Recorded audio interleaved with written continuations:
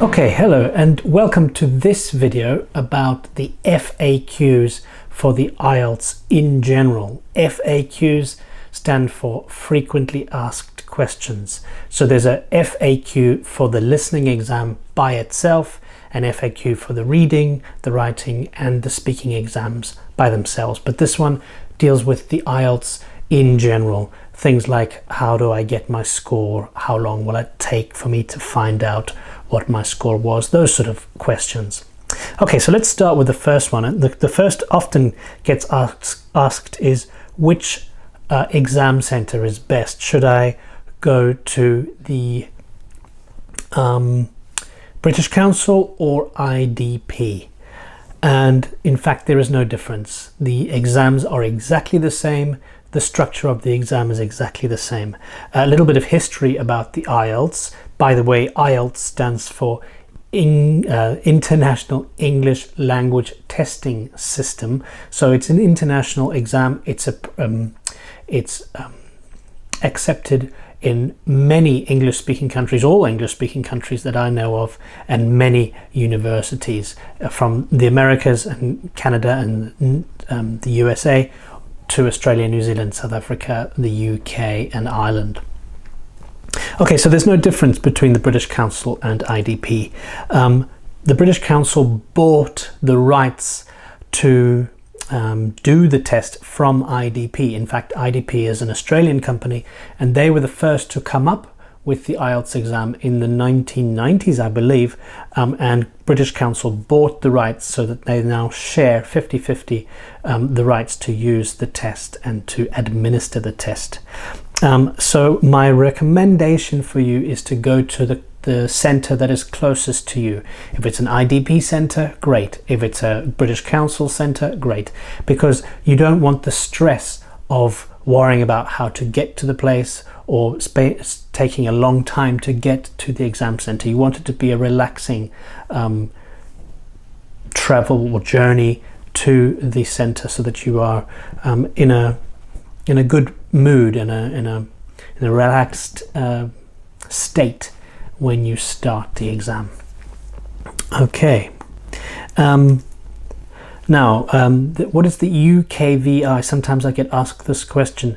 So the UKVI stands for the United Kingdom Visas and Immigration. So some IELTS are UKVI versions of the IELTS. The exam itself doesn't change. It's exactly the same as any other IELTS exam, except that it is there's got a higher security. So the entire exam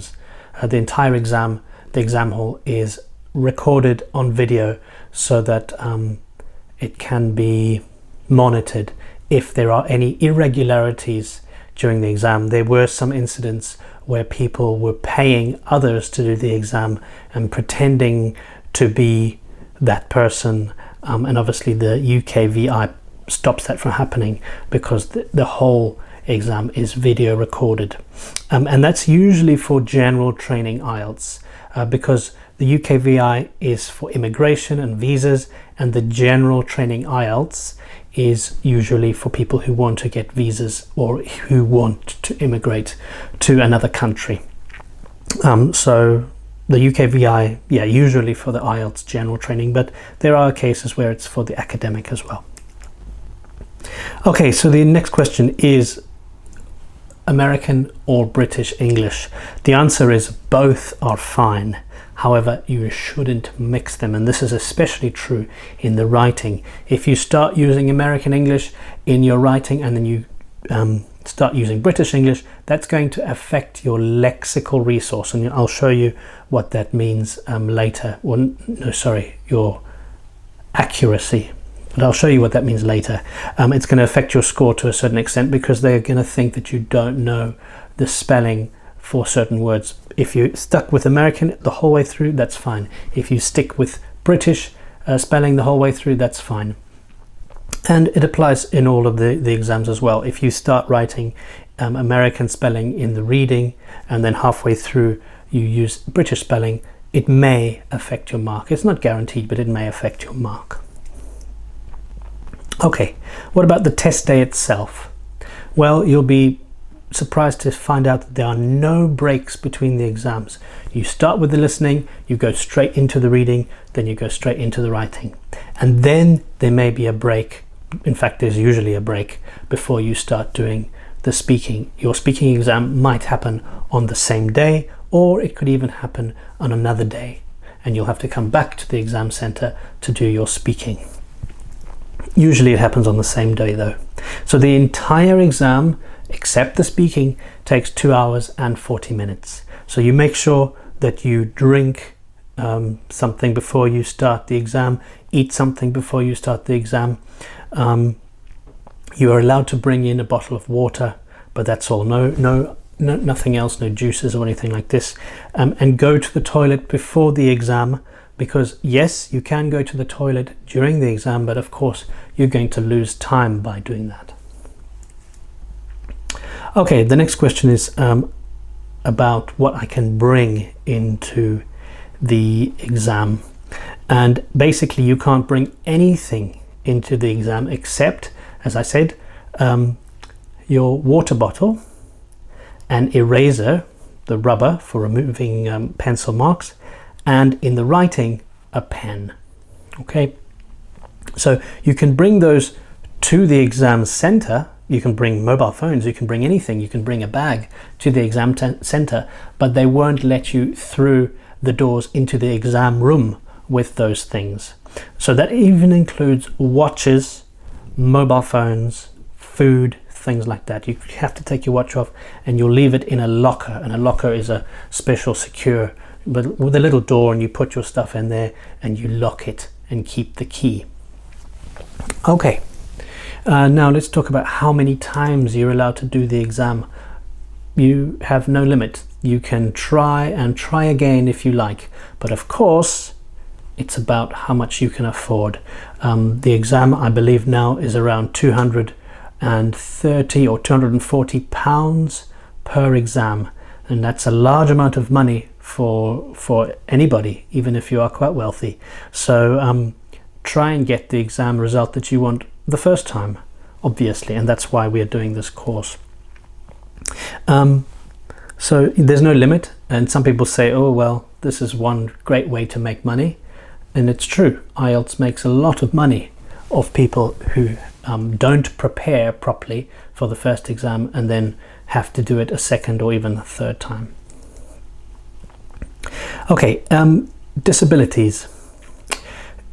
Please notify the exam center well in advance. When I say well in advance, I mean up to 3 months before your exam. If you have problems with your sight, so you can't see very well, or you have color blindness, or you have hearing problems, or if you have reading problems, if you have dyslexia, because there are ways and means of resolving that issue for you through the way that the test is administered. Okay. Now you may be wondering about your band score. Now this is quite a detailed section, so I'm going to go into it, but not that detailed, because I'll be speaking about these in a lot more detail in the individual in the individual courses. So the listening course will have a lot more detail, the reading, the writing, the speaking, but this is an overview of your bands. So there are 4 sections in the whole exam: reading, writing, listening and speaking, and all of them are equally weighted. So that's 25% for the reading, 25% for the writing, speaking and listening, multiplied by 4 equals 100%. So for example, if you got 8 for your listening, which was a fantastic mark, 7.5 for your reading, 7 for your writing and 7.5 for your speaking, then the overall is all of those added up, divided by 4, and you get 7.5. Okay, let's have a look at the general information about the IELTS. This is how the bands are described. So for example, band 9, which is the highest band you can get, that's the maximum result.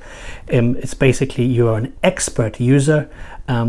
you have complete command of English, etc. Your key points are you're very accurate and you fully understand everything.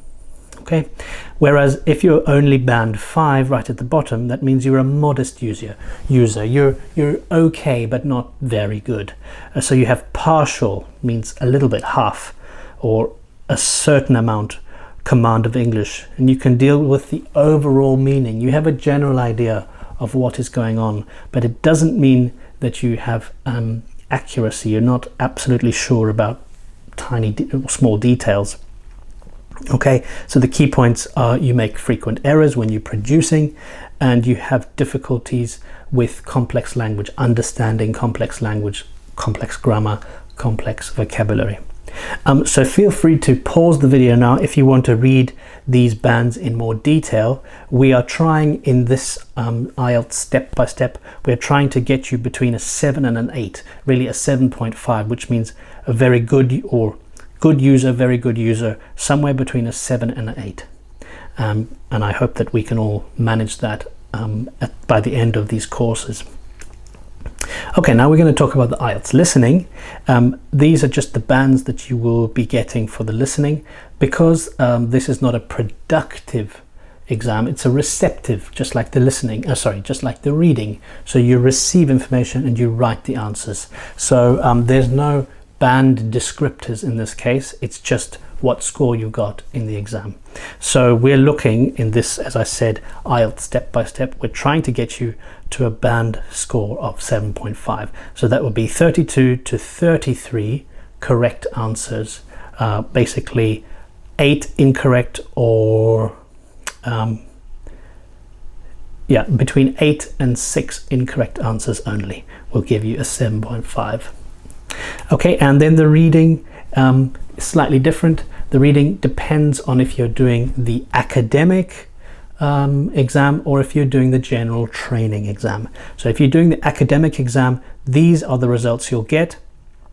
These are the band scores you'll get depending on the correct answers. So 7 mistakes or 6 mistakes in the academic gets you a 7.5. However, in the general training reading, which generally is a much easier reading, you need to get only 4 mistakes to get 7.5.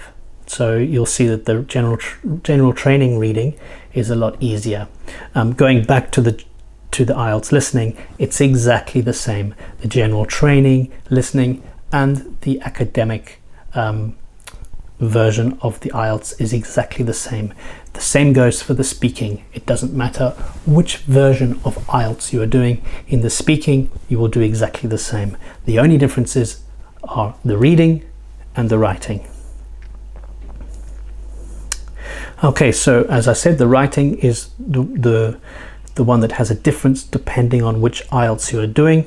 So a quick information about that. The task 1, the first task for the general training, is a letter. For a academic student, it is a report based on a graph or a map or a diagram. Okay, or a number of those things, a number of graphs, a number of maps, and you have to write a short report on those. Whereas task 2, it's an essay. You need to write an essay or a discursive essay about some point, and that's the same.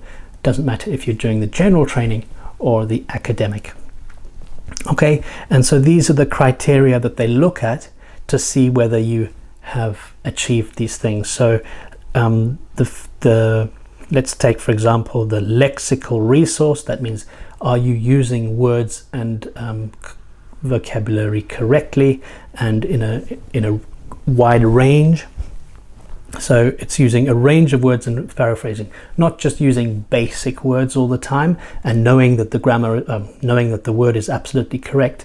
If you're only using basic words, you're not showing the examiner how good you are. Even though it's accurate, it's not demonstrating your level. Using collocations, as you know, anyone who's doing the IELTS vocabulary course, I really push the idea of knowing collocations, because this is one of the things that they look for. Of course, correct spelling, and then avoiding errors, using the incorrect word in the space of another word. But you, of course, you can also pause the video if you want to read more detail about the criteria for the IELTS writing. Okay, and then the IELTS speaking. Again, this is a productive exercise, just like the writing. So we have criteria when I'm marking a writing, or when I'm listening and marking in my head a speaking, I'm thinking about the criteria as the candidate is speaking. Or when I'm reading, checking a writing, I'm looking at and thinking about the criteria when I'm reading their writing. So one of the things, for example, in speaking is fluency. So are you able to speak without hesitation? Are you able to speak in part 2 for 2 minutes and not just for a short time? Again, you can pause the video if you want to look at these in more detail. So as I said, I will be spending a lot more time on those details in the individual courses relating to speaking, reading, writing or listening, and especially there'll be a lot more time dedicated to that in the reading, sorry, not in the reading, in the writing and in the speaking. Okay, the next question is valid for. So your IELTS results are valid for 2 years. If after 2 years you have not used your IELTS result to get into university, then unfortunately you'll have to retake the whole test. So obviously I had students who are wondering if they should do the IELTS when they were 16 in the hope that they would get into university when they were 18, but it's a very close call, because you've got two years in which to do the IELTS. So I always suggested that they wait another year, and then at least they've got a whole year to play with. There's some leeway available for that. Okay, and again, obviously IELTS makes a lot of money because of this validity of only 2 years, but you can understand that if you've been living in the UK for some time, or you've been living in Australia and you've learnt English, and then you go back to your home country where no one speaks English, after 2 years, is your level of English going to be as good as it was when you were living in another country, English speaking country? The answer, of course, is no. So they need to be they do this not only for making money, but also to make sure that your level is as good as you say it is. Okay, what about remarking? Can you remark an exam or get an exam remarked? The answer is yes, but it's going to cost you. It's going to cost you approximately, it depends on where you are, but it's approximately 120 British pounds to remark a test, which is quite a high amount of money. So it's to discourage people from just trying and trying again. However, if your score does change, then you will get all of that money back. So of course they want to make sure that the quality of your marking is up to standard. And so what usually happens is that if it's remarked, it's sent back to a more senior examiner, especially for the writing and the speaking. They'll listen again to the audio of the speaking, because your your speaking is recorded, and they'll reread your writing, and then they will give their opinion. And if it matches with the original score that was given, then unfortunately you lose 120 pounds equivalent, and your score stays the same. If, however, your score changes, it will be refunded. Now, what happens if the score is lower than the score you got first? It doesn't matter. The first score you got is the score that you will keep. So the highest score that you got will remain the highest score. So you'll be lucky in that case. And of course, if on the remarking, if the score is higher, then that's the score you will get. Okay, so oh yes, one more. So when will you get your results? The answer is after 13 days. So 13 days after you've done the test, after your speaking test, then you will get the results. So as I said, sometimes your speaking test might be a little bit later might not necessarily be on the same day. It will be 13 days from the speaking test. If you do the computer-based test, which especially for the listening I would discourage, but if that's what you want to do, then you can get the results usually a bit quicker than 13 days. It might be longer if there are irregularities. Now, I don't know what they mean by that. This is according to the IELTS website, but it might be to do with some cheating, not necessarily cheating by you, but somebody else tried to cheat during the test in the whole center, and then they have these irregularities that they have to iron out. So if you have not got your result after 13 days, phone the center and find out what's happening, because it shouldn't be any more than 13 days after your speaking test, or after the last exam, because sometimes the speaking test is done before the other exam. So the last exam you did 13 days from that. Okay, I hope that's useful. Let me know if you have any questions in the Reddit for this section or in the Q&A for this section. Thank you.